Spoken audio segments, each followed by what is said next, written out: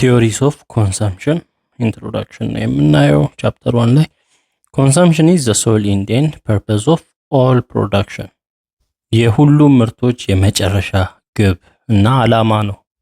የሁሉም ምርቶች የሁሉም ማምረት የመጨረሻው ዓላማ ነው ኮንሰምፕሽን ማለት ጥቅም ላይ መዋል ነው። ስለዚህ የሚመረት ምርት የመጨረሻ ዓላማው ወይንም ጎሉ ጥቅም ላይ መዋል ነው የሚል አባባል ነው። የአዳም ስሚዝ አባባል ነው።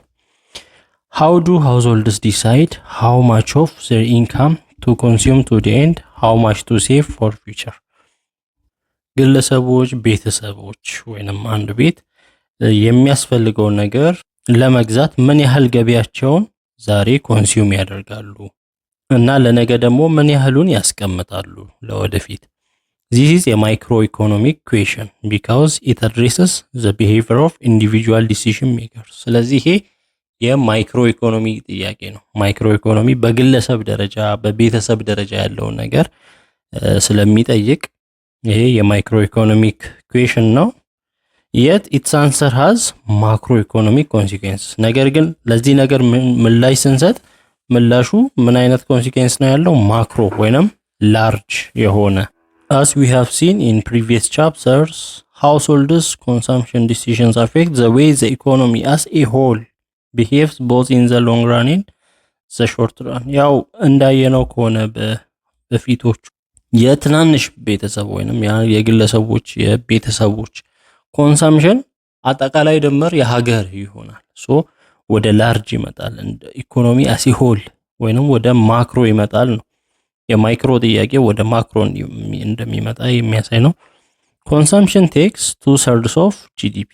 ያው ኮንሰምፕሽን የጂዲፒ 2/3 ኮንሰምፕሽን ላይ ነው የተመረተውን መጠቀም ነው የኮንሱመንትን የሚያደርገው የሚወስደው። ሶ ፍላክቹዌሽን ኢን ኮንሰምፕሽን አር ኤ ኪ ኤሌመንት ኦፍ ቡምስ ኤንድ ሪሰሽን። ስለዚህ ኮንሰምፕሽን ላይ ፍላክቹዌሽን ካለ ለውጥ ካለ ቡምና ሪሰሽን ላይ ተጽዕኖ አለ። ኮንሰምፕሽን ከፍ ሲል ቡም ከፍ ይላል ጂዲፒው በዛ ልክ፣ ዝቅ ሲል ደግሞ ኮንሰምፕሽን ሪሰሽን ውስጥ ይገባል፣ ኪሳራ ውስጥ። For instance, the ISLM model shows that changes in consumers' spending plans can be a source of shocks to the economy. የISLM ሞዴል እንደሚያሳየው ከሆነ በኮንሱመሮች ወይንም ተጠቃሚዎች የሚጠቀሙትን ነገር ፕላናቸውን ሲቀይሩ ኢኮኖሚ ላይ ሾክ ይመጣል ወይንም መናወጥ ይመጣል ኢኮኖሚው ላይ። Then what determines aggregate consumption? እሺ አግሪጌት ኮንሰምፕሽን ወይንም አጠቃላይ ኮንሰምፕሽንን የሚወስነው ምንድነው?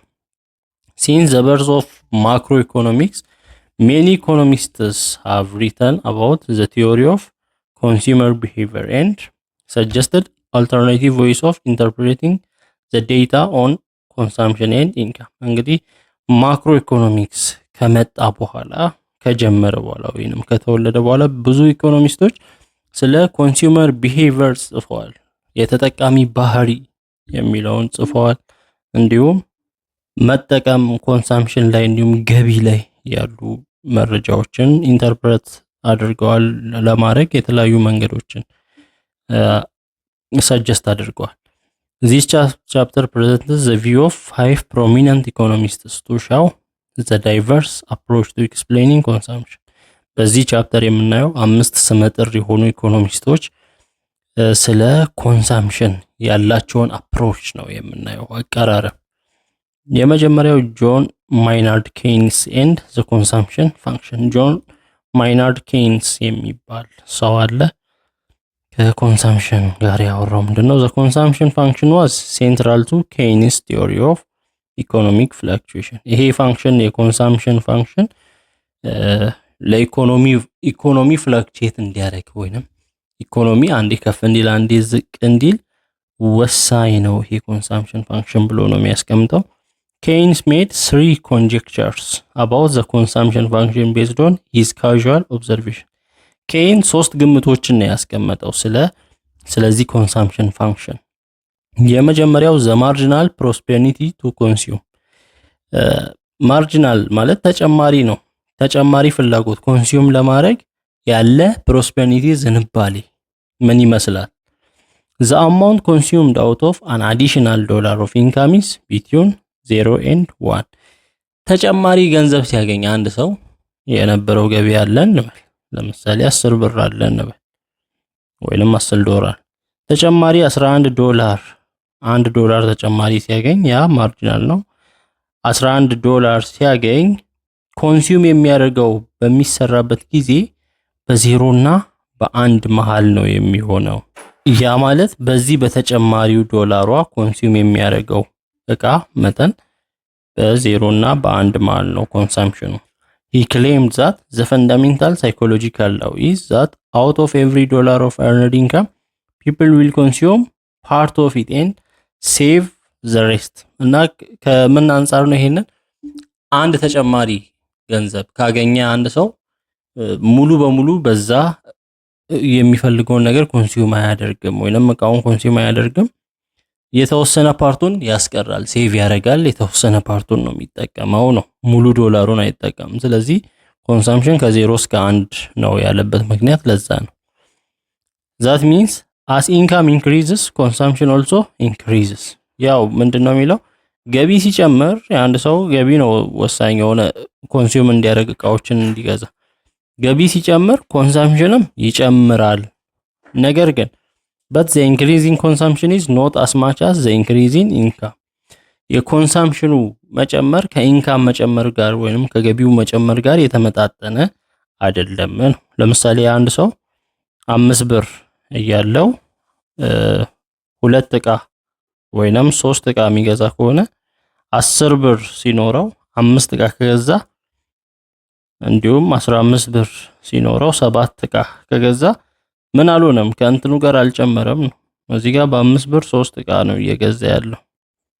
ስለዚህ ኮንሰምፕሽን ከብሩ አንፃር ኮንሱም ያደረገውን ስናይ 3/5 0.6 ነው እዚህ 5/10 0.5 እዚህ 7/15 0.4 ምናምን አያችሁ አይደል ገንዘቡ ሲጨምር ኮንሱም ያደርገውም ጨምሯል ግን ኮንሱም ያደርገው ቢጨምርም ማርጂናሉ ከዛ ጋር እኩል አይደለም እየጨመረ ያለው ዲክሪዚንግ አለው ነው ኮንሰምፕሽኑ እንደ ኢንካሙ አጨማመር አይደለም ሴቭ የሚያደርገው ይበዛል ከሚጠቀመው ይልቅ ነው ሐሳቡ ሌላው the average prosperity to consume ነው ሁለተኛው አቨሬጅ አማካይ የኮንሱም የማድረግ ፍላጎት ዝንባሌ the ratio of consumption to income falls as income rises ኮንሰምፕሽንን ለኢንካም ስናካፍል ሬሾውን ኢንካሙ ገቢው ከፍ ሲል ኮንሰምፕሽኑ እየቀነሰ አሁን ባሳያችሁ ዴታ መሰረት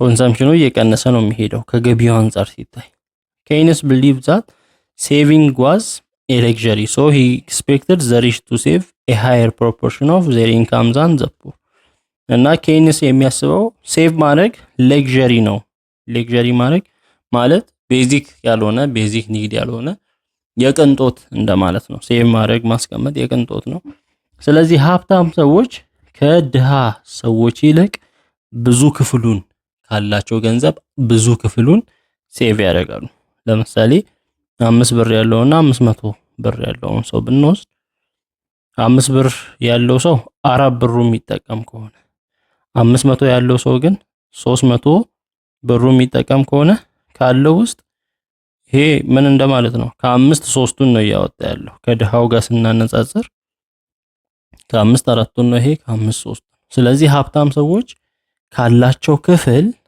አብዛኛውን ሴቭ ያደርጋሉ ከድሃ አንፃር በሚታይበት ጊዜ ነው ከድሃ የበለጠ ሴቭ ያደርጋሉ income is the primary determinant of ሌላው ሶስተኛ ሐሳብ consumption and that the interest rate does not have an important role interest rate ኢንካም ነው የኮንሰምፕሽን ዋነኛው ፕራይመሪ ዲተርሚናንት ያ ማለት ኮንሰምፕሽንን ወይንም ነገሮችን መጠቀምን የሚወስነው ገቢ ነው ኢንተረስት ሬት ወይንም ወለድ የሚያደርሰው ተጽዕኖ የለም ነው በዚህ በኮንሰምፕሽን ላይ on the basis of these three conjectures the Keynesian composition function is often written as ስለዚህ ሶስቱን የላይኞቹን ሶስቱን ሐሳብ ወስደን የኬኔዥያን ኮንሰምፕሽን ፋንክሽን በዚህ አይነት መንገድ እንጽፋለን ኮንሰምፕሽን ኢኳል ቱ ኮንሰምፕሽን መጀመሪያ ያለው ሲደመር ሲ ታይምስ ኢንካም ይሆናል ሲ ኮንሳምፕሽን፣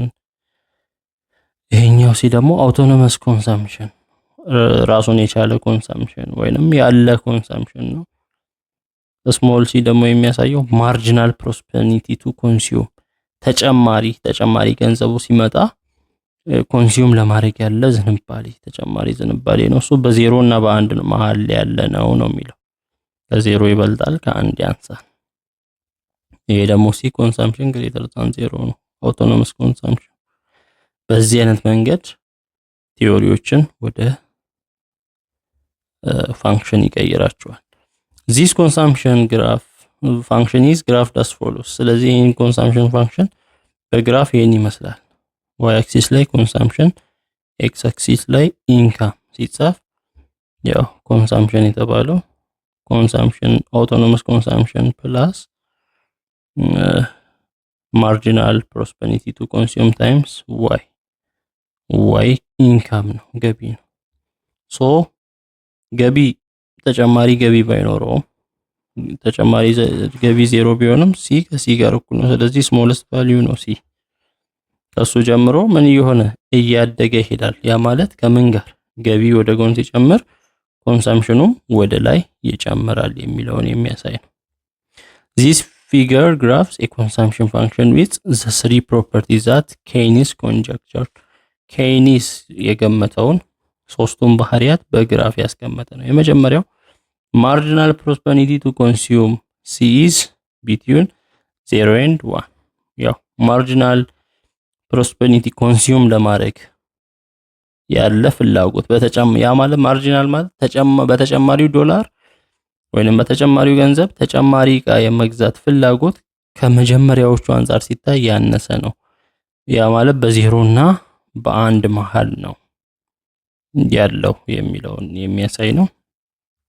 እና የዚህ የግራፉ ስሎፕ ማርጂናል ፕሮስፐሪቲ ኮንሰምፕሽን ይሆናል። Second, the average prosperity consumption falls as income rises. average prosperity consumption ለመስራት ከኦሪጂን እንደዚህ እስከ ግራፉ ድረስ አንድ ላይን ከዛ ሌላ ላይን እናሰምራለን። አሁን ይሄኛውን ከዚህኛው ግራፍ ይልቅ ይሄኛው ግራፍ ምን እየሆነ ነው? ኢንካሙን ስናይ ኢንካሙ ከፍ እያለ ነው። ኢንካሙ ከፍ ሲል እዚህ ጋር አቨሬጅ ፕሮስፐሪቲ ኮንሰምፕሽንን በምናይበት ጊዜ ተመልከቱ ምን እየሆነ ነው። ወደ ጎን አሁን እንደምታዩት ወደ ጎን ኢንካም ነው። ኢንካሙ ያነሰ ጊዜ ወደ ላይ ደግሞ ተመልከቱ ኮንሰምፕሽኑ ከፍ ያለ ነው። ከዛ ወደ ጎን ተመልከቱ ኢንካሙ ረዘም ያለ ጊዜ ኮንሰምፕሽኑ ያነሰ ነው። ስለዚህ ኤፒሲ የሚለው ምንድነው? ኮንሰምፕሽኑን ለኢንካም ስናካፍል እያነሰ ነው የሚሄደው። ኢንካሙ ከፍ ሲል ዋይ ከፍ ሲል ሲ ኦቨር ዋዩ እያነሰ ነው የሚሄደው ነው የሚለው። ኮንሰምፕሽን ኢዝ ዲተርማይንድ ባይ ካረንት ኢንካም። ሶስተኛው ሐሳብ ኮንሰምፕሽን አሁን ባለ ገቢ ነው የሚወሰነው ነው። the marginal prosperity to consume is the slope of the consumption function. marginal prosperity to consume የዚህ የኮንሰምፕሽን ፋንክሽኑ ስሎፕ ነው። the average prosperity to consume c over y equals the slope of the line drawn from the origin to a point on the consumption. ስለዚህ ከኦሪጂን ወደ ኮንሰምፕሽን ግራፉ ፖይንት ላይ ወደዛ ያሰመርነው ላይን ኤፒሲን የሚያሳይ ነው። አቨሬጅ ፕሮስፐሪቲ ኮንሰምፕሽንን የሚያሳይ ነው። ኖቲስ that the above consumption function exhibits the three properties that Keynes posited. ከላይ ያየነው ኮንሰምፕሽን ፋንክሽን ሶስቱን ባህሪያት የያዘ ነው። ኬይኒስ ያስቀመጠው ሶስት ባህሪያት አለ። it satisfies Keynes first property because the marginal prosperity to consume is between 0 and 1. ያው marginal prosperity to consume ከ0 እስከ 1 መሃል ያለ ነው። ከ0 የሚበልጥ ከ1 የሚያንስ ነው። ተጨማሪ ኮንሱም ላይ የማድረግ ፍላጎት በተጨማሪ ዶላር ኮንሱም የማድረግ ፍላጎት ምን እየሆነ ነው? በ0 እና በ1 መሃል 0 ነጥብ ምናምን እንደማለት። so that the higher income leads to higher consumption and also higher saving. ይሄ የሚያሳየው ምንድነው? ገቢው ትልቅ ሲሆን ዋይ ትልቅ ሲሆን ኮንሱም የሚያደርገው መጠን ትልቅ ይሆናል፣ ግን በዛው ልክ ደግሞ ሴቭ የሚያደርገው መጠንም ትልቅ ይሆናል። ሴቭ የሚያደርገው መጠን በዛው ልክ እያደገ ነው የሚሄደው። The consumption function satisfies Keynes' second property because the average density prosperity to consume average prosperity to consume ስናይ C over Y ነው። so average prosperity consume equal to consumption over Y ነው።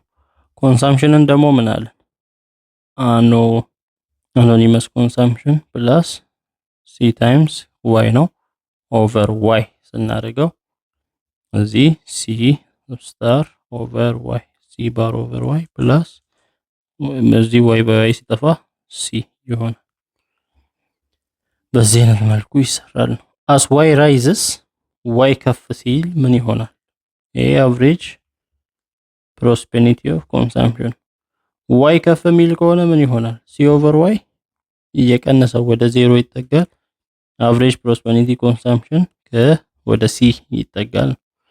average prosperity to consume C over Y false Y ከፍ ሚል ከሆነ C over Y እያነሰ ነው የሚሄደው ምክንያቱም Y ከታች ከፍ ስላለ። and finally Keynes' third property is satisfied because the interest rate is not included in this equation ሶስተኛው ባህሪ ምንድነው? ኢንተረስት ሬት አያገባውም ነው እዚህ ጋር። ስለዚህ consumption equal to anonymous consumption autonomous consumption plus C times Y ስንል እዚህ ጋር ኢንተረስት የለም። ስለ ኢንተረስት ያወራው ስለ ወለድ ያወራው ነገር የለም። ስለዚህ ወለድ አያገባውም በዚህ በኮንሳምፕሽን ላይ የሚል ሐሳብ ነው። the early empirical successes መጀመሪያ አካባቢ የተገኙ ድሎች ምንድናቸው ወይንም ውጤቶች?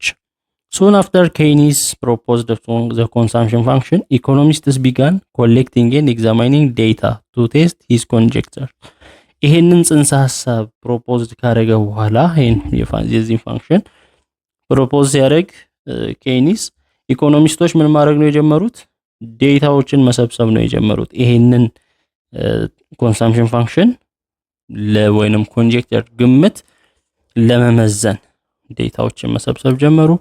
the earliest studies indicated that the Keynesian consumption function is a good approximation of how consumers behave እና በጊዜው የተደረጉ ጥናቶች የሚያሳዩት የኬኒዚያን ኮንሳምፕሽን ፋንክሽን ጥሩ እንደሆነ የተጠቃሚዎችን ባህሪ የሚወክል እንደሆነ ነው ያዩት። in some of these studies researchers surveyed households and collected data on consumption and income ምንድነው ያደረጉት? ከየቤቱ ዴታ ነው የሰበሰቡት። የኮንሳምፕሽን እና የኢንካምን ዴታ መረጃ ነው የሰበሰቡት። they found that households with higher income consumed more ምን አገኙ? አንደኛ ከፍተኛ ገቢ ያላቸው ቤተሰቦች ብዙ ይገዛሉ እቃዎችን ወይንም ብዙ ነገሮችን ይጠቀማሉ ገዝተው። ይሄ which confirms that the marginal prosperity to consume is greater than zero ይሄ የሚያሳየው ምንድነው? ማርጂናል ፕሮስፐሪቲ ኮንሱም ለማድረግ ያለው ዝንባሌ አጠቃላይ ዝንባሌ ከዜሮ የበለጠ ነው። ምክንያቱም ከፍተኛ ገቢ ሲኖር ከፍተኛ ኮንሱም የሚያደርጉ ከሆነ ኮንሱም የማድረግ ዝንባሌ አለ ማለት ነው። they also found that households with higher income saved more ሌላኛው ደግሞ ብዙ ገቢ ሲኖራቸው ቤተሰቦች ብዙ ሴቭ ያደርጋሉ። ይሄ ደግሞ ምን ያሳያል? which confirms that the marginal prosperity to consume is less than marginal prosperity consume ለማድረግ ያለው ከአንድ ያንሳል። ያ ማለት ነው አንድ ተጨማሪ ዶላር ሲያገኙ ሙሉን አያጠፉም ነው። እሱ ሴቭ የሚሆን ስላለ ከአንድ ያነሰ ነው ይሄ ማርጂናል ዝንባሌው ኮንሱም ለማድረግ ያለው። ስለዚህ ከዚህ በሁለቱ በምን ተረዱ? ሲ ሌዛ 0 ሌዛን ሲ ሌዛን 1 የሚለውን ተረዱ። in addition these researchers found that higher income households save a larger function of their income በተጨማሪ ምን ተረዱ? ከፍተኛ ገቢ ያላቸው ቤተሰቦች ካላቸው ገቢ አንፃር ከፍተኛ ገንዘብ ሴቭ ያደርጋሉ። ይሄ ምን ያሳያል? average prosperity consume ፋል ያደርጋል። ያ ማለት consumption over y ገቢ ስለሆነ ገቢው ከፍተኛ ሲሆን ብዙ ሴቭ የሚያደርጉ ከሆነ ብዙም ኮንሱም አያደርጉም ነው። ስለዚህ ገቢው ሲያድግ የቀነሰ ይሄዳል ሲ ኦቨር ዋይ። ስለዚህ ኤፒሲ ፋልስ አስ ኢንካም ራይዝስ ገቢ ከፍ ሲል ኤፒሲ ይወርዳል አቨሬጅ ፕሮስፐሪቲ ኮንሱም thus this data verified Keynes conjectures about the marginal and average prosperities to consume ስለዚህ እነዚህ መረጃዎች ወስደው ሲሰሩ የኬንስ ግምት ትክክል እንደሆነ ማርጂናል እና አቨሬጅ ላይ ያለው ዝንባሌ ትክክል እንደሆነ ፕሮስፐሪቲ ኮንሱም የማድረግ ዝንባሌ in other studies researchers examined aggregate data on consumption and income for the period between two world wars በሁለቱ የዓለም ጦርነት መሃል ባለው ጊዜ ላይ ሌሎች ጥናቶች ደግሞ ሪሰርቸሮች ኤግዛማይን አደረጉ ይሄንን ዴታ ወስደው ኮንሰምፕሽንን እና ኢንካምን በመውሰድ ሾርት ታይም ሲሪየስ አግሪጌት ዴታ ይባላል this data also supported the Keynesian consumption function ይሄም መረጃ የኬኔጂያን consumption function ደግፏል finally because the correlation between income and consumption was so strong no other variable appeared to be important for explaining consumption ስለዚህ በኢንካም ወይንም በገቢና በኮንሰምፕሽን መሃል ያለው ግንኙነት በጣም የጠበቀ ስለሆነ ሌላ ቫሪያብል አፒር ሊሆን አልቻለም የኮንሰምፕሽንን አፌክት የሚያደርግ ሌላ ኮንሰምፕሽን ላይ ተጽዕኖ የሚያደርስ ነገር አልተገኘም thus the data also confirmed Keynes third conjecture that income is the primary determinant of how much people choose to consume እና ሶስተኛው የኬይኒስ ሐሳብ ወይንም ግምት ኢንካም ዋናው ፋክተር ነው ዋናው ፕራይመሪ ዲተርሚናንት ነው ኮንሱም አንድ ሰው ገቢ ሲኖረው ነው ብዙ ኮንሱም የሚያደርገው ወይንም እቃዎችን ገዝቶ የሚጠቀመው ስለዚህ ዋናው ገቢ ነው ብሎ ነው ያስቀመጠው እሱም ኮንፊርም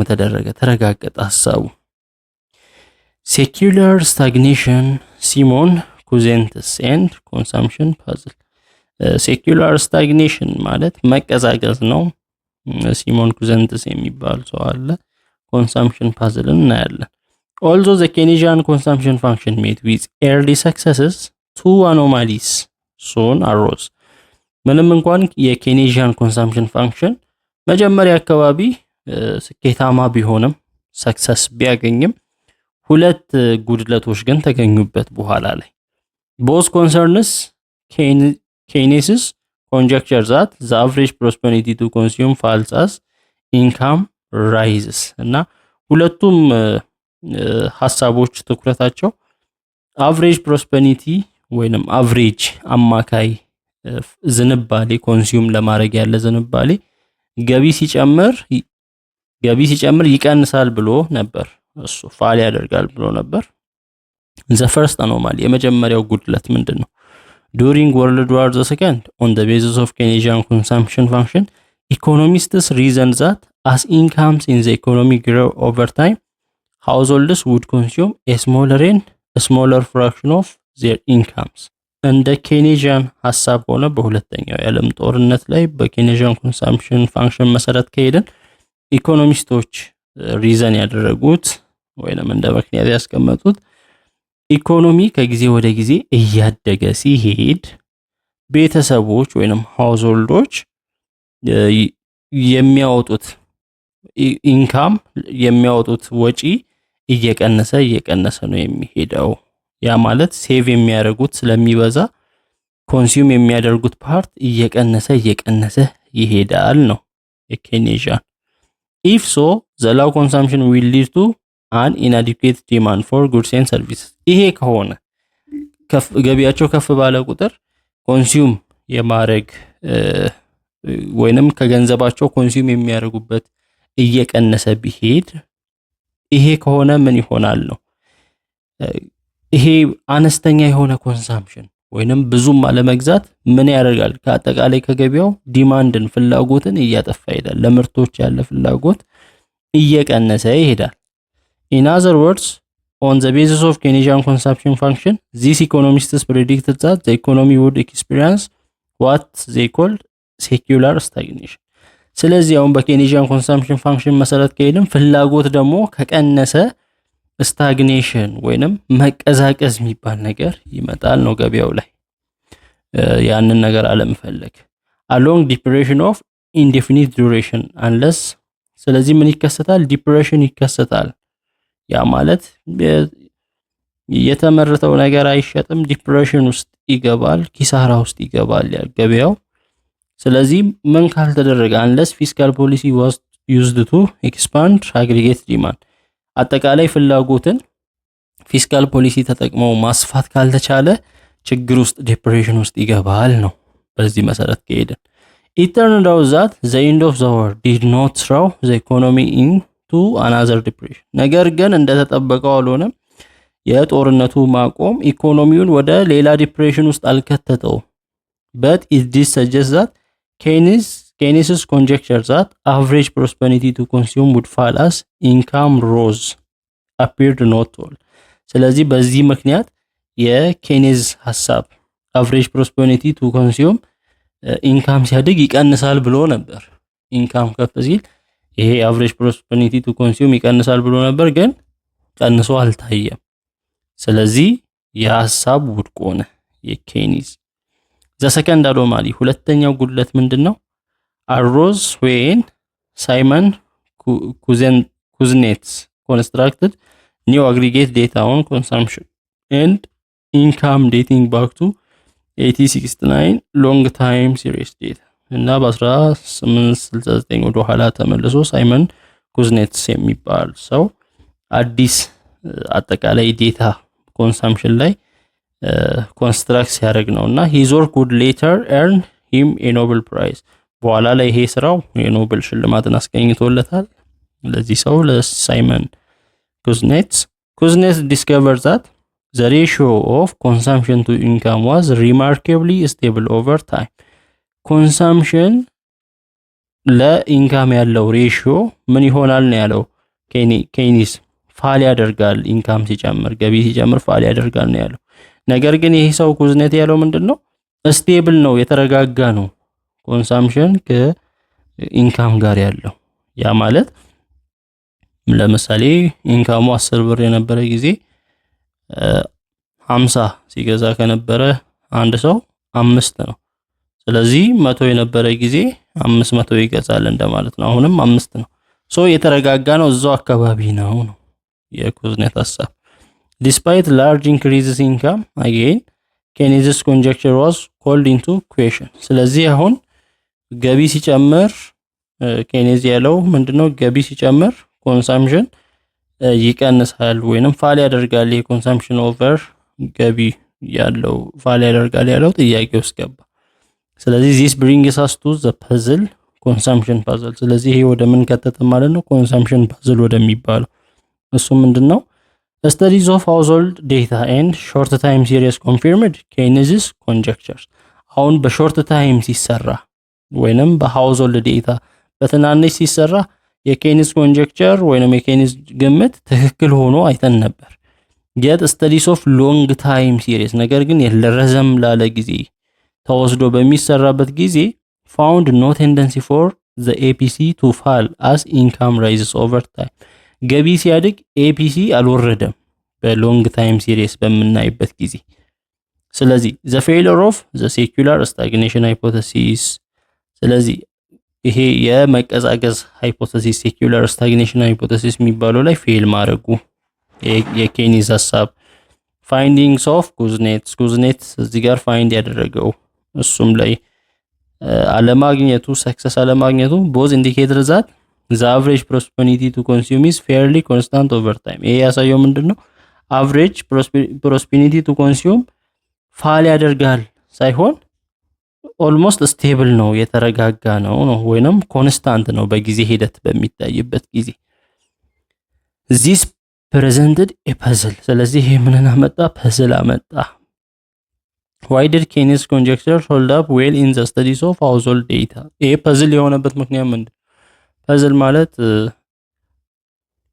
አወዛጋቢ እንደማለት ነው ምክንያቱም የኬኒዝን ኮንጀክቸር ወይንም ግምት በሃውስሆልድ ዴታዎች ላይ በሾርት ታይም ሲሪስ ላይ ትክክል ሆኖ አግኝተነዋል ነገር ግን በሎንግ ታይም ሲሪስ ላይ ደግሞ ፌል አድርጓል ሶ ፐዝል ውስጥ ገባህን ማለት ነው in the 1950s Franco Modigliani and Milton Friedman each proposed explanation of these seemingly contradictory findings ነገር ግን በ1950 ፍራንኮ ሞዲግሊያኒ የሚባለውና ሚልተን ፍሬድማን የሚባሉ ሰዎች ይሄ ኮንትራዲክት የሚያደርጉ እርስ በርሱ የሚጋጭ ግኝት የሚመስለውን ነገር ኤክስፕላይን ማድረግ ቻሉ ወይንም ማብራራት ቻሉ። both economists later won Nobel prizes partly because of their work on consumption በኋላ ላይ እነዚህ ሁለቱም ኢኮኖሚስቶች የኖቤል ተሸላሚ ሆነዋል በሰሩት በኮንሰምፕሽን ላይ በሰሩት ስራ አንፃር። but before we see how Modigliani and Friedman tried to solve the consumption puzzle, we must discuss Irving Fisher's contribution to consumption theory, because both Modigliani life cycles hypothesis and Friedman's permanent income hypothesis rely on the theory of consumer behavior proposed by Irving Fisher. ነገር ግን እነሱ የሰሩትን ስራ ከማየታችን በፊት በዚህ በኮንሰምፕሽን ፓዝል ላይ ምን አሉ፣ ምን ስራ ሰሩ፣ እንዴት ፈቱት የሚለውን ለማየት የአይርቪንግ ፊሸር አስተዋጽኦ ኮንሰምፕሽን ላይ ያለውን አስተዋጽኦ ማየት አለብን ቀድመን። አይርቪንግ ፊሸር ምክንያቱም የሁለቱም ስራዎች የሁለቱም ሃይፖቴሲስ የፍሬድማንም የሞዲግሊያኒም ሃይፖቴሲሳቸው ወይንም መላምታቸው በዚህ ጽንሰ ሐሳብ ላይ በአይርቪንግ ፊሸር በሚባል ሰው ጽንሰ ሐሳብ ላይ መሰረት ያደረገ ስለሆነ እሱን ቀድመን ካየን በኋላ ነው ወደ እነሱ ስራ ምን መጣው።